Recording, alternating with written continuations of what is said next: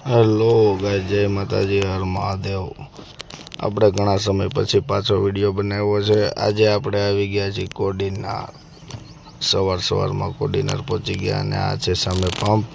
ત્યાં આપણે ફ્રેશ પણ થઈ ગયા અને હવે પછી આપણે જવાનું છે આ લેફ્ટ સાઈડમાં જે રસ્તો દેખાય છે ત્યાં એક ડિલિવરી કરવા જવાનું છે। સવારમાં માવો ખાઈ લીધો। રાધે રાધે। આપણે નીકળી ગયા છીએ ત્યાંથી ડિલિવરી કરી પાછા ફરી રવાના થઈ ગયા છીએ। જો જંગલ વિસ્તાર એકલા બહુ મજા આવી અને એની કેરલા જેવો પણ એક અનુભવ થાય છે, કેમ કે આગળના જે કંઈ વિસ્તાર આવે છે એ હું તમને બતાવીશ। સેમ ટુ સેમ કેરલા જેવું લાગે। આપણે કેરલા ઘણી બધી એવા છીએ એટલા માટે એમનો કદાચ કેરલા કેવું છે તમને તો આપણે આવી ગયો છે હાઈવે કોડીનારના જૂના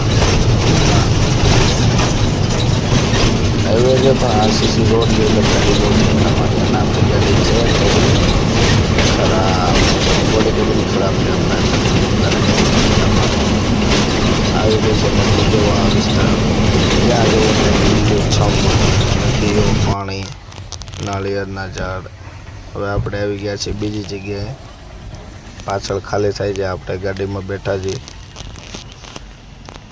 જોવા નાસ્તો લીધો તો સમોસા પણ તેલ બહુ હતું અંદર એટલે આપણે કંઈ બહુ ઈચ્છા ન થઈ એટલે કંઈ ખાતા નથી અને હવે શાંતિથી બેઠા છીએ।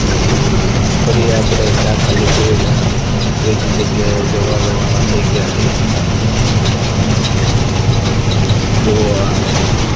જ્યાં જોવો ને લીલું ઝાડ હતું એટલે બીજી કોઈ વાત નથી। નાળિયેરી આંબા અને એવું ઘણું બધું છે। વાતાવરણ પણ થોડુંક ઠંડુ છે, તડકો બહુ છે જોવા નાળિયેરીઓના ઝાડ।